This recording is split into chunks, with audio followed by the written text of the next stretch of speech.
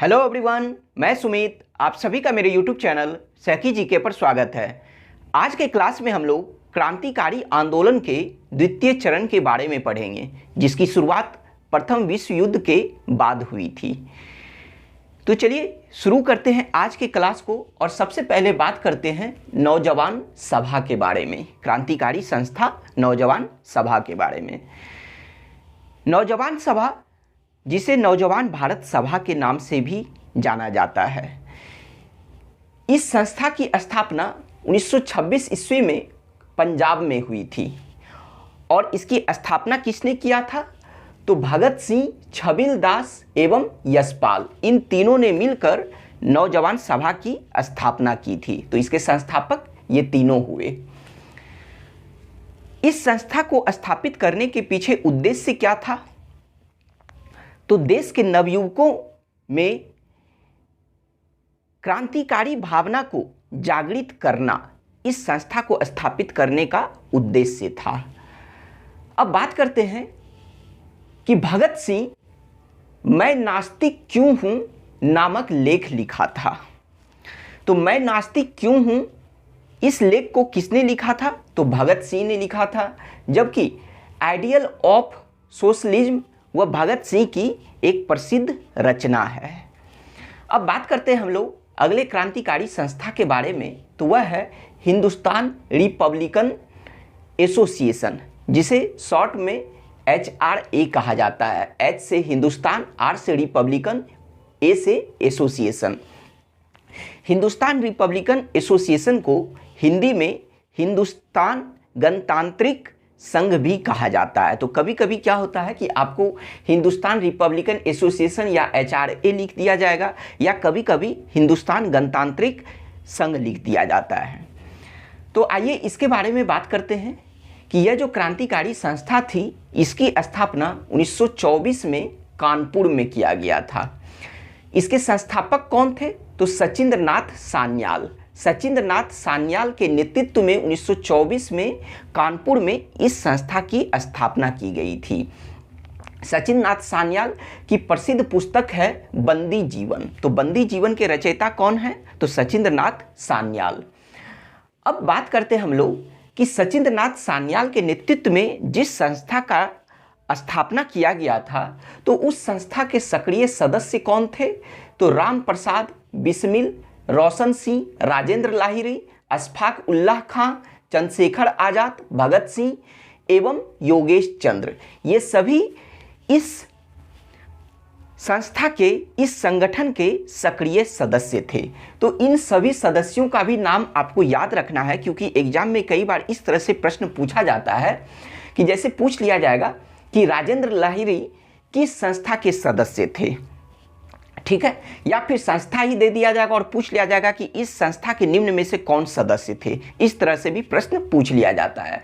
तो सचिंद्र नाथ सान्याल के नेतृत्व में इस संस्था की स्थापना हुई थी और इसके सक्रिय सदस्य ये सभी थे। फिर बात करते हैं कि इस संस्था के द्वारा 1925 ईस्वी में रिवोल्यूशनरी नामक पर्चा निकाला गया था, जिसमें रूस की क्रांति के तर्ज पर भारत में भी सशस्त्र विद्रोह शुरू करने की बात कही गई थी। तो किसके तर्ज पर? रूस की क्रांति के तर्ज पर भारत में भी सशस्त्र विद्रोह शुरू करने की बात कही गई थी। किसमें? तो 1925 में यह जो रिवोल्यूशनरी नामक पर्चा निकाला गया था। लेकिन सशस्त्र विद्रोह शुरू करने के लिए इन क्रांतिकारियों को धन की आवश्यकता थी, और तब धन की आवश्यकता को पूरा करने के उद्देश्य से इस संस्था के कुछ क्रांतिकारियों ने मिलकर काकोरी कांड को अंजाम दिया था। किस कांड को अंजाम दिया? तो काकोरी कांड को अंजाम दिया। किस लिए? तो धन की आवश्यकता को पूरा करने के लिए। तो आइए बात करते हैं कि इस संस्था से जो संबंधित एक महत्वपूर्ण घटना थी, वह थी काकोरी कांड। तो काकोरी कांड घटना कब घटित हुई थी? तो 9 अगस्त 1925 ईस्वी को। कहाँ पर? स्थान कहाँ था? तो लखनऊ के काकोरी नामक स्थान पर इस घटना को अंजाम दिया गया था। तो आइए इस घटना के बारे में बात करते हैं। तो 9 अगस्त 1925 ईस्वी को HRA के कुछ क्रांतिकारी लखनऊ के काकोरी स्थान पर 8 down Saharanpur Lucknow passenger train में डकैती करके सरकारी खजाना को लूट लिया था और उसी कांड को काकोरी कांड के नाम से जाना जाता है। तो यह जो काकोरी कांड के अंतर्गत जो सरकारी खजाना को लूटा गया था वह किस ट्रेन में डकैती डालकर, तो 8 down Saharanpur Lucknow passenger train, यानी सहारनपुर से यह लखनऊ ट्रेन जा रही थी जो एक पैसेंजर ट्रेन थी, इसी में डकैती डालकर सरकारी खजाना को लूटा गया था धन की आवश्यकता को पूरा करने के लिए। अब बात करते हैं कि जब यह काकोरी कांड को अंजाम दिया गया 9 अगस्त 1925 ईस्वी को, तब इस कांड से संबंधित काकोरी षड्यंत्र केस चलाया गया। और जब काकोरी षड्यंत्र केस चलाया गया तो उनमें कुल 29 लोगों को अभियुक्त बनाया गया, अर्थात 29 लोगों को गिरफ्तार किया गया इस षड्यंत्र केस में, और उनमें से 4 लोगों को फांसी की सजा दी गई थी। तो आइए किन 4 लोगों को फांसी की सजा दी गई थी, तो राम प्रसाद बिस्मिल जिन्हें गोरखपुर जेल में सजा दी गई थी, राजेंद्र लाहिरी गोंडा जेल में, रोशन सिंह इलाहाबाद के नैनी जेल में, फिर अशफाक उल्ला खां फैजाबाद जेल में। तो इन्हीं चारों को काकोरी षड्यंत्र केस के तहत फांसी की सजा दी गई थी। और किस जेल में, तो यह भी आपको ध्यान रखना है क्योंकि कई बार इस तरह से प्रश्न पूछा जाता है कि राम प्रसाद बिस्मिल को काकोरी षड्यंत्र केस के तहत किस जेल में फांसी की सजा दी गई थी, तो गोरखपुर में। राजेंद्र लाहिरी को गोंडा, उत्तर प्रदेश के गोंडा जेल में दी गई थी, रोशन सिंह को इलाहाबाद, अशफाक उल्ला खां को फैजाबाद में फांसी की सजा दी गई थी। यह जो अशफाक उल्ला खां थे तो यह स्वतंत्रता संघर्ष के दौरान फांसी की सजा पाने वाले प्रथम मुस्लिम थे। तो स्वतंत्रता संघर्ष के लिए फांसी की सजा पाने वाले प्रथम मुस्लिम कौन थे, तो अशफाक उल्ला खां थे जिन्हें फैजाबाद जेल में फांसी की सजा दी गई थी लाहौर षड्यंत्र केस के तहत। लेकिन ये लाहौर षड्यंत्र केस नहीं, काकोरी षड्यंत्र केस के तहत। काकोरी षड्यंत्र केस के तहत एक और अभियुक्त को भी फांसी की सजा सुनाई गई थी, लेकिन वो जो अभियुक्त थे उनका नाम था चंद्रशेखर आजाद। तो ये चंद्रशेखर आजाद इस काकोरी षड्यंत्र केस में फांसी की सजा से यह बच गए थे। कैसे? क्योंकि यह फरार हो गए थे। इस काकोरी षड्यंत्र केस से यह फरार हो गए थे। कौन? तो चंद्रशेखर आजाद। तो चंद्रशेखर आजाद ही एकमात्र ऐसे क्रांतिकारी थे इस संस्था के HRA के जो कभी भी अंग्रेजों के गिरफ्त में नहीं आए थे। तो इसलिए इस काकोरी षड्यंत्र केस के तहत जो फांसी की सजा सुनाई गई थी वह चंद्रशेखर आजाद को भी सुनाई गई थी, लेकिन चंद्रशेखर आजाद चूंकि फरार हो गए थे और इस वजह से यह काकोरी षड्यंत्र केस के फांसी की सजा से बच गए थे। तो इस तरह से प्रश्न पूछा भी जाता है और उसका आंसर होगा चंद्रशेखर आजाद। तो इस काकोरी कांड में मुख्य अभियुक्त जो थे वो यही 5 व्यक्ति थे, राम प्रसाद बिस्मिल, राजेंद्र लाहिरी, रोशन सिंह, अशफाक उल्ला खां एवं चंद्रशेखर आजाद। लेकिन इनमें से कुल 29 लोगों को गिरफ्तार किया गया था। लेकिन एक बात और भी ध्यान रखना है कि चूंकि इस संस्था के सदस्य भगत सिंह भी थे, लेकिन इस काकोरी कांड से भगत सिंह नहीं जुड़े थे। तो अगर ऑप्शन में दिया जाए कि काकोरी कांड से या काकोरी षड्यंत्र केस से कौन कौन से व्यक्ति जुड़े थे या कौन कौन से व्यक्ति उसमें शामिल थे, तो उसमें भगत सिंह का नाम नहीं आएगा। इस बात को आपको ध्यान रखना है। अब हम लोग बात करते हैं कि यह जो काकोरी षड्यंत्र केस जो चलाया गया था, काकोरी षड्यंत्र के तहत मुकदमा चलाया गया था, तो उसमें सरकारी वकील कौन थे? तो जगत नारायण मुल्ला थे।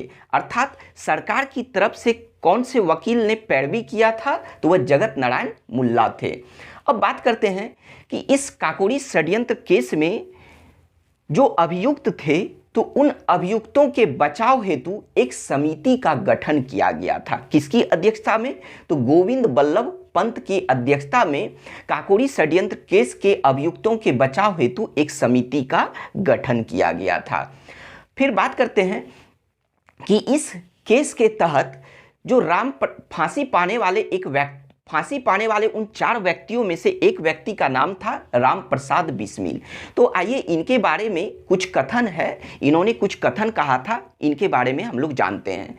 तो राम प्रसाद बिस्मिल, जिन्हें गोरखपुर जेल में फांसी की सजा दी गई थी, लेकिन फांसी से पहले इन्हें पीने के लिए दूध दिया गया था, लेकिन यह फांसी से पूर्व दूध पीने से मना कर दिए थे और मना करने के बाद इन्होंने एक कथन कहा था कि अब मैं केवल अपनी मां का ही दूध लूंगा। तो यह कथन किसने कहा था? तो राम प्रसाद बिस्मिल ने कहा था, फांसी से पूर्व। तो इस तरह का प्रश्न पूछा भी जाता है, आपको ध्यान रखना है। फिर बात करते हैं कि उसके बाद फांसी से पहले ही इन्होंने एक गजल गाया था, एक शेर कहा था, जो था कि सरफरोशी की तमन्ना अब हमारे दिल में है, देखना है जोड़ कितना बाजुए कातिल में है। तो यह गजल किसने गाया था? तो यह राम प्रसाद बिस्मिल ने गाया था। कब? तो फांसी से पहले, जब इन्हें गोरखपुर जेल में फांसी की सजा दी जा रही थी, तो फांसी के पहले इन्होंने इस गजल को गाया था। लेकिन इस गजल को जो है राम प्रसाद बिस्मिल ने गाया था कि सरफरोशी की तमन्ना अब हमारे दिल में है, देखना है जोड़ कितना बाजुए कातिल में है। तो चूंकि इस गजल को गाया था राम प्रसाद बिस्मिल ने, लेकिन इस गजल का सृजन किसने किया था? इसके रचयिता कौन थे? तो इसके रचयिता पटना के मशहूर शायर बिस्मिल अजीमाबादी थे। कौन थे इसके रचयिता? कौन थे? इसका सृजन किसने किया था इस गजल का? तो पटना के मशहूर शायर बिस्मिल अजीमाबादी ने किया था। जबकि इसे गाया किसने था? तो राम प्रसाद बिस्मिल ने गाया था। अब बात करते हैं हम लोग अगले संस्था के बारे में, तो वह है हिंदुस्तान सोशलिस्ट रिपब्लिकन एसोसिएशन। तो काकोरी कांड के बाद यह जो हिंदुस्तान रिपब्लिकन एसोसिएशन था, इसका अस्तित्व लगभग समाप्त हो चुका था। क्यों? क्योंकि इस संस्था के लगभग कई सारे नेताओं को मतलब कि कुछ को फांसी की सजा दी गई और जबकि कुछ को गिरफ्तार कर लिया गया था, जबकि सिर्फ इस केस से चंद्रशेखर आज़ाद फरार हुए थे।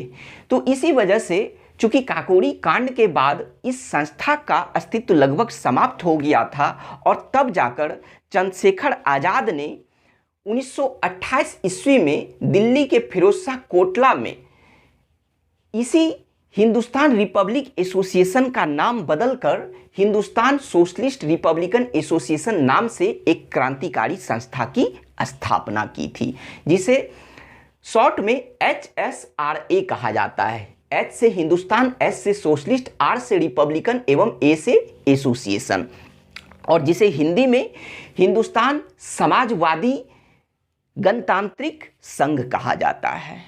तो आइए इस संस्था के बारे में बात करते हैं कि इसकी स्थापना 1928 में दिल्ली के फिरोजशाह कोटला मैदान में किया गया था। किनके नेतृत्व में? तो चंद्रशेखर आज़ाद के नेतृत्व में किया गया था। लेकिन इस संस्था के संस्थापक सदस्य और कौन कौन थे? चूंकि चंद्रशेखर आज़ाद के नेतृत्व में किया गया था, लेकिन इसके और भी संस्थापक सदस्य थे। वह कौन कौन थे? तो भगत सिंह, सुखदेव, भगवती चरण बोहरा, जिनकी प्रसिद्ध रचना है the philosophy of the bomb, यानी बम का दर्शन। इसका हिंदी क्या होता है? The philosophy of the bomb का मतलब कि बम का दर्शन। यह किसकी प्रसिद्ध रचना है? भगवती चरण बोहरा। और इसके साथ साथ इस संस्था के जो एक और संस्थापक सदस्य थे, उनका नाम था विजय कुमार सिन्हा। तो चंद्रशेखर आज़ाद के नेतृत्व में इस संस्था की स्थापना की गई थी, लेकिन इसके साथ साथ इन व्यक्तियों का नाम भी आपको याद रखना है, क्योंकि इस संस्था के यह संस्थापक सदस्य थे और कई बार प्रश्न पूछा भी जाता है। अब बात करते हैं कि ये विजय कुमार सिन्हा के साथ दो और भी व्यक्ति थे, जयदेव कपूर एवं शिव वर्मा। तो इस संस्था के कुल कितने संस्थापक सदस्य थे? तो भगत सिंह, सुखदेव, भगवती चरण बोहरा, विजय कुमार सिन्हा, जयदेव कपूर एवं शिव वर्मा। तो कुल 6 सदस्य इनके मतलब अन्य संस्थापक सदस्य थे। ये चंद्रशेखर आज़ाद के नेतृत्व में जिस संस्था की स्थापना की गई थी उसके अन्य 6 संस्थापक सदस्य भी थे। अब बात करते हैं हम लोग कि यह जो HRA था, हिंदुस्तान रिपब्लिकन एसोसिएशन, तो इसी का नाम बदलकर HSRA रखा गया था, हिंदुस्तान सोशलिस्ट रिपब्लिकन एसोसिएशन। ठीक है, फिर हम लोग बात करते हैं कि इस संस्था की जो स्थापना की गई थी यह एक गणतांत्रिक संगठन थी। गणतांत्रिक संगठन कहने का मतलब यह हुआ कि जो कोई भी फैसला लिया जाता था वह बहुमत के आधार पर लिया जाता था। किस संस्था में? तो हिंदुस्तान सोशलिस्ट रिपब्लिकन एसोसिएशन नामक संस्था के अंतर्गत जो भी फैसला लिया जाता था वह बहुमत के आधार पर लिया जाता था। अब बात करते हैं कि इस संस्था से संबंधित 3 महत्वपूर्ण घटनाएं घटित हुई थी। कौन कौन? तो एक सैंडर्स की हत्या, दूसरा असेंबली बम कांड और तीसरा लाहौर षड्यंत्र केस। तो आइए एक एक करके बात करते हैं। सबसे पहले बात करते हैं सैंडर्स की हत्या कब की गई थी? 1928 ईस्वी में। तो आइए इससे संबंधित जो भी घटनाएं हैं उसके बारे में बात करते हैं। तो 30 अक्टूबर 1928 ईस्वी को लाहौर में साइमन कमीशन के विरोध में लाला लाजपत राय, लाहौर के पुलिस अधीक्षक जिनका नाम था स्कॉट, तो स्कॉट के लाठी के प्रहार से लाला लाजपत राय 30 अक्टूबर 1928 को घायल हो गए थे। किसके विरोध में? तो साइमन कमीशन के विरोध में। और फिर क्या हुआ कि घायल होने के बाद 17 नवंबर 1928 ईस्वी को लाला लाजपत राय की मृत्यु हो गई और उसके बाद इनके मृत्यु का बदला स्कॉट की हत्या करके लेने का संकल्प लिया गया। किस संस्था के सदस्यों के द्वारा? तो यह हिंदुस्तान सोशलिस्ट रिपब्लिकन एसोसिएशन के सदस्यों के द्वारा। तो उसी वजह से क्या हुआ कि 17 दिसंबर 1928 ईस्वी को जब स्कॉट पर, लाहौर के पुलिस अधीक्षक स्कॉट पर गोली चलाया गया, लेकिन क्या हुआ कि गलती से वह गोली लाहौर के सहायक पुलिस अधीक्षक सैंडर्स पर लग गया।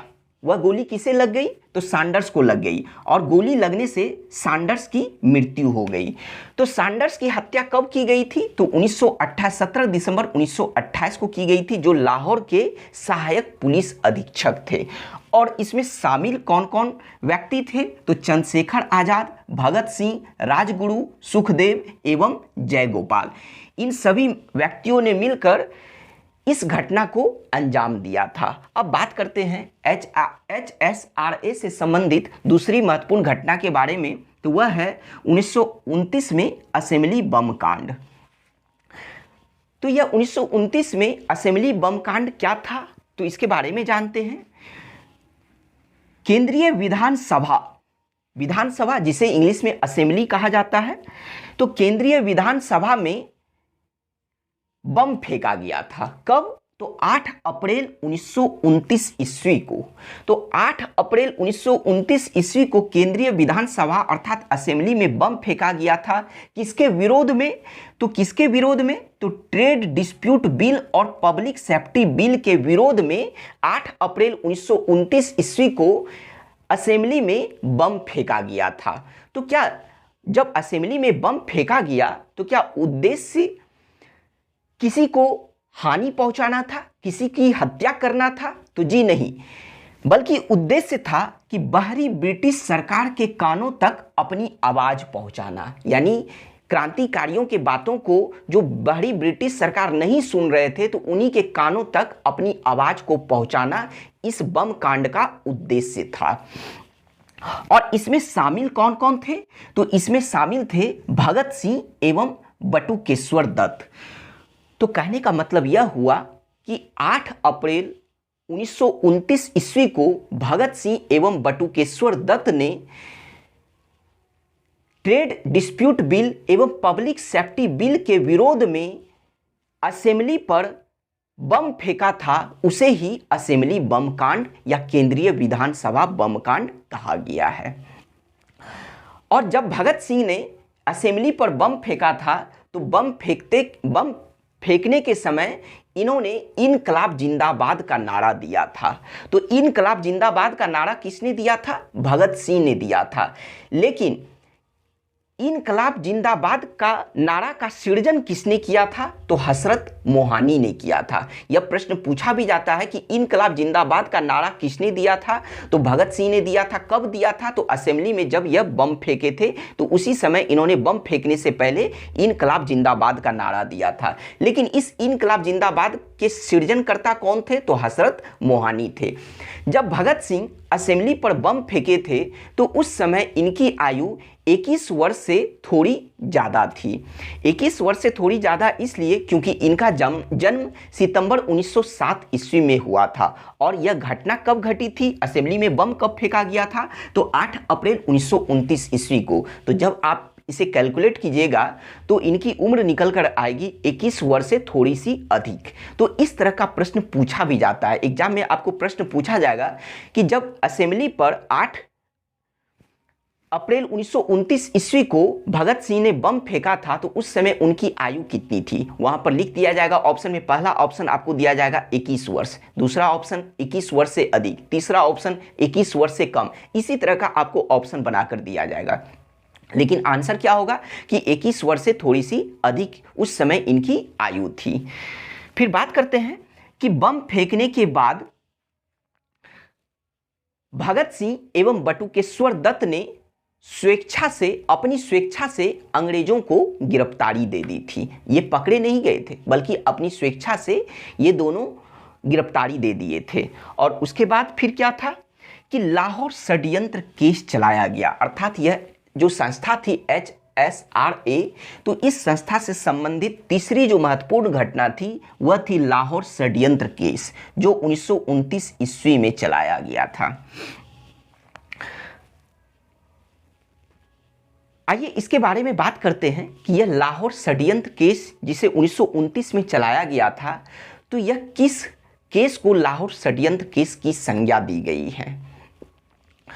तो बात करते हैं कि यह जो सैंडर्स की हत्याकांड एवं असेंबली बम कांड में शामिल अभियुक्त के साथ साथ HSRA के अन्य सदस्यों सहित कुल 18 क्रांतिकारियों पर देशद्रोह के साथ साथ हत्या का मुकदमा चलाया गया था, जो इतिहास में लाहौर षड्यंत्र केस या फिर भगत सिंह ट्रायल के नाम से दर्ज है। यानी इन्हीं मुकदमा को लाहौर षड्यंत्र केस या फिर भगत सिंह ट्रायल कहा गया है। तो लाहौर षड्यंत्र केस का अन्य नाम क्या था? तो भगत सिंह ट्रायल। तो आइए अब बात करते हैं इसके बारे में कि इस षड्यंत्र केस के द्वारा जिन 18 क्रांतिकारियों को गिरफ्तार किया गया था,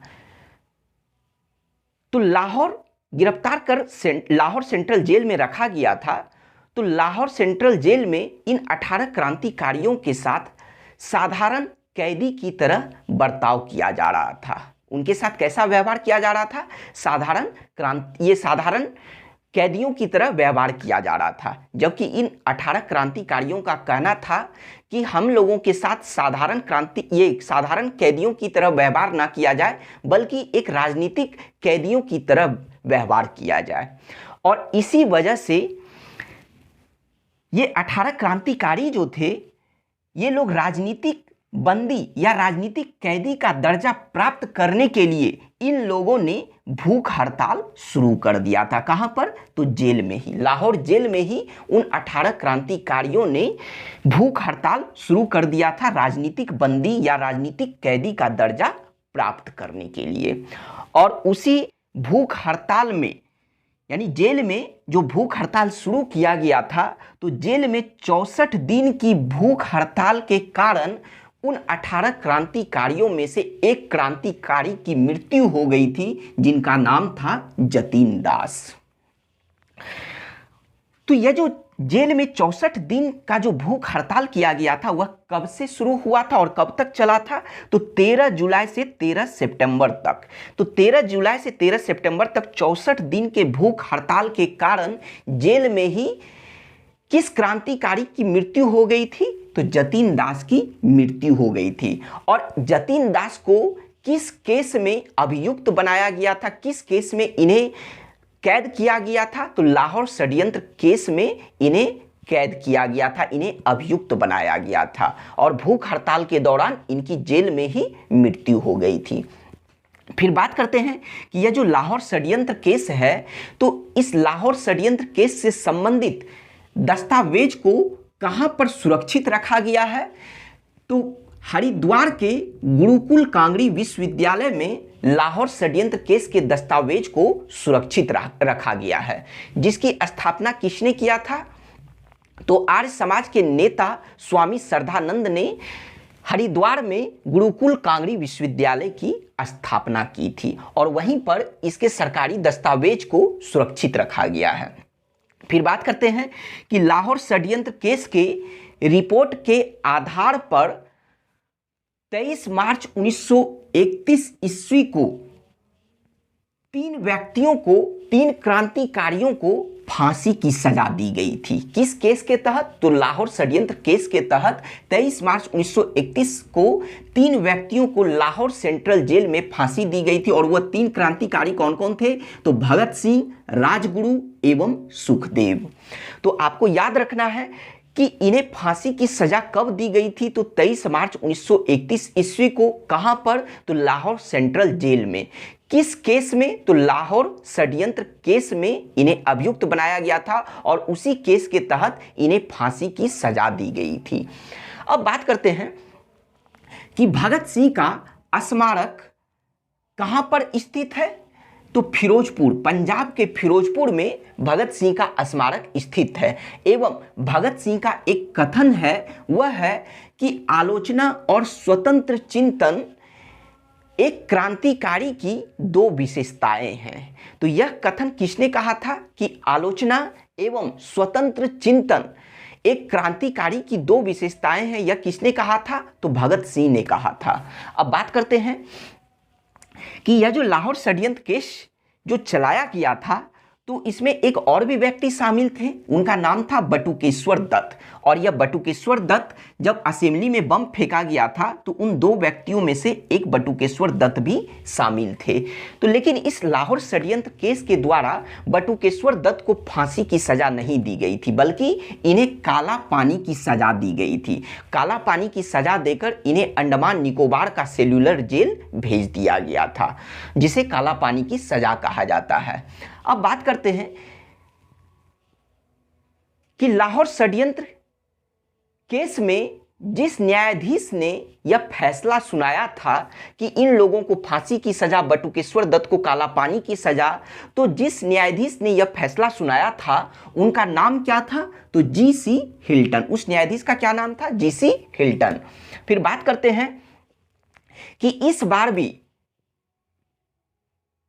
चंद्रशेखर आजाद इस लाहौर षड्यंत्र केस से बचकर फरार हो गए थे।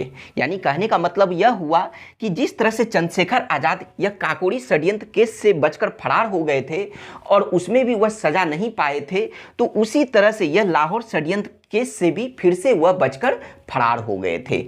लेकिन क्या था कि 27 फरवरी 1931 ईस्वी को जब चंद्रशेखर आजाद इलाहाबाद के अल्फ्रेड पार्क में यशपाल एवं सुखदेव राज के साथ क्रांतिकारी गतिविधियों के बारे में कुछ बातचीत कर रहे थे, तब एक मुखबिर के सूचना पर पुलिस ने उन्हें इस पार्क में घेर लिया था। अंग्रेज पुलिस ने इलाहाबाद के अल्फ्रेड पार्क में चंद्रशेखर आजाद को घेर लिया था। कब? 27 फरवरी 1931 ईस्वी को। और उसके बाद फिर क्या हुआ कि जब चंद्रशेखर आजाद पुलिस से घिर गए, तब क्या हुआ कि दोनों में मुठभेड़ हुआ। और मुठभेड़ के बाद जो है, यानी जब मुठभेड़ हो ही रहा था, तब चंद्रशेखर आजाद के बंदूक में जब एक गोली मात्र बची थी, तब उन्होंने अपने उस गोली से अपने आप को मार लिया था। यानी अपने आप को गोली मारकर आत्महत्या कर लिया था। तो चंद्रशेखर आजाद के जीवन का अंत कैसे हुआ था? तो मुठभेड़ के दौरान इन्होंने खुद को गोली मार ली थी। और उसी से इनके जीवन का अंत हुआ था। तो इस तरह से ये चंद्रशेखर आज़ाद कभी भी पुलिस के गिरफ्त में नहीं आए थे। तो अब बात करते हैं कि 27 फरवरी 1931 को चंद्रशेखर आज़ाद की मृत्यु हुई थी, लेकिन यहाँ पर एक डेट को ध्यान में दीजिए कि 23 मार्च 1931 ईस्वी को इन तीनों को फांसी दी गई थी, भगत सिंह, राजगुरु एवं सुखदेव को। लेकिन उनसे पहले 27 फरवरी 1931 को चंद्रशेखर आज़ाद की मृत्यु हो गई थी। क्योंकि जब यह असेंबली बम कांड हुआ था और इसमें भगत सिंह और बटुकेश्वर दत्त पकड़े गए थे, तो उसके बाद भी चंद्रशेखर आज़ाद क्रांतिकारी गतिविधि को जारी ही रखे थे और उसी के बाद जो है 27 फरवरी 1931 ईस्वी को इनकी मृत्यु हुई थी। फिर बात करते हैं कि इनके मृत्यु के बाद यह जो संस्था थी HSRA, तो HSRA का जो है नेता कौन चुना गया, तो यशपाल इसके नेता चुने गए। लेकिन 1932 ईस्वी में इन्हें भी गिरफ्तार कर लिया गया और 14 वर्ष की कारावास की सजा हुई थी। और फिर लेकिन 6 वर्ष की सजा काटने के बाद जो है 2 मार्च 1938 ईस्वी को उस समय उत्तर प्रदेश के प्रथम मुख्यमंत्री पंडित गोविंद बल्लभ पंत ने इन्हें 2 मार्च 1938 ईस्वी को रिहा कर दिया था। और रिहा होने के बाद यशपाल पूरा जीवन हिंदी साहित्य की सेवा करते रहे। फिर बात करते हैं कि इस तरह से इस संस्था के बारे में हम लोग पढ़े और यह संस्था का जो है मतलब इसका समाप्त हुआ था। अब बात करते हैं अगले संस्था के बारे में, तो वह है इंडियन रिपब्लिकन आर्मी, जिसे IRA कहा जाता है शॉर्ट में। तो इसकी स्थापना कब हुई थी, तो इसकी स्थापना 1930 में कहाँ पर, बंगाल के चटगांव में किया गया था। किसने किया था इसकी स्थापना, सूर्य सेन ने किया था।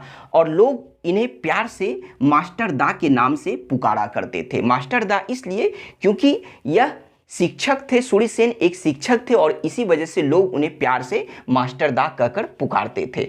अब बात करते हैं कि इस संस्था के जो सक्रिय सदस्य थे वह कौन कौन थे, तो तारकेश्वर दत्तीदार, टेगरा बल एवं 2 महिला सदस्य भी थी। उनका नाम था प्रीति लता वादेदार एवं कल्पना दत्त। तो आइए बात करते हैं कि इस संस्था का प्रमुख कार्य क्या था, तो चटगांव शस्त्रागार को लूटना, यानी चटगांव में जो शस्त्रागार था उसे लूटना था। तो उसी के लिए चटगांव शस्त्रागार लूट कांड या फिर जिसे इंग्लिश में चटगांव आर्मरी रेड को अंजाम दिया गया। कब, तो 18 अप्रैल 1930 ईस्वी को। किसके नेतृत्व में, तो सूर्य सेन के नेतृत्व में, जो इंडियन रिपब्लिकन आर्मी के संस्थापक थे। तो इन्हीं के नेतृत्व में यह चटगांव शस्त्रागार लूट कांड या चटगांव आर्मरी रेड को अंजाम दिया गया था। तो प्रश्न आपसे यहाँ पर इस तरह से पूछा जाएगा कि चटगांव शस्त्रागार लूट कांड की योजना किसने बनाई थी या किसके नेतृत्व में इस घटना को अंजाम दिया गया था, तो वो कौन थे, तो सूर्य सेन थे। फिर उसके बाद क्या हुआ कि जब 18 अप्रैल 1930 ईस्वी को चटगांव शस्त्रागार लूट कांड किया गया और वहां पर क्या हुआ कि कई दिनों तक इन लोगों का कब्जा हो गया था। और कब्जा होने के बाद 18 अप्रैल 1930 ईस्वी को ही सूर्य सेन ने चटगांव शस्त्रागार पर वंदे मातरम, इनकलाब जिंदाबाद का नारा गाया। उसके साथ साथ इन्होंने वहीं पर तिरंगा झंडा फहराया और अस्थायी सरकार की स्थापना की, जिसके राष्ट्रपति ये खुद बने थे। कौन बने थे, तो सूर्य सेन बने थे। फिर लेकिन क्या हुआ कि अंग्रेजों ने इन लोगों का दमन करना शुरू किया और उसी संदर्भ में 16 फरवरी 1933 ईस्वी को सूर्य सेन को गिरफ्तार कर लिया गया और उसके बाद 12 जनवरी 1934 ईस्वी को बंगाल के मिदनापुर जेल में इन्हें फांसी की सजा दी गई।